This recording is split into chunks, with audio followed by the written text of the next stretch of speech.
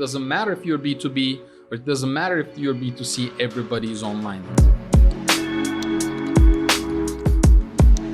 We work with a lot of B2B businesses, but what we see now is a lot of the manufacturing, industrial, machinery types of B2B businesses are trying to go online because they have to go remote, and all the clients, it doesn't matter if you're B2B or it doesn't matter if you're B2C, everybody's online. We see a huge movement now in B2B e-commerce.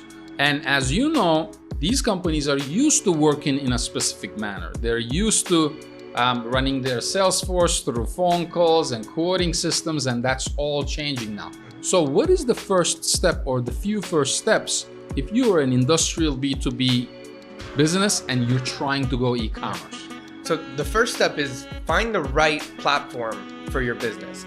Again, a lot of these industrial manufacturing sites have hundreds of thousands of product SKUs, right? So you cannot just get on your average e-commerce platform. You're gonna need an enterprise level platform. A platform that can actually handle the amount of not only product SKUs, but volume that you're probably moving as well. So the first step is you need to identify what an enterprise level platform is and how that platform can accommodate the size of your business.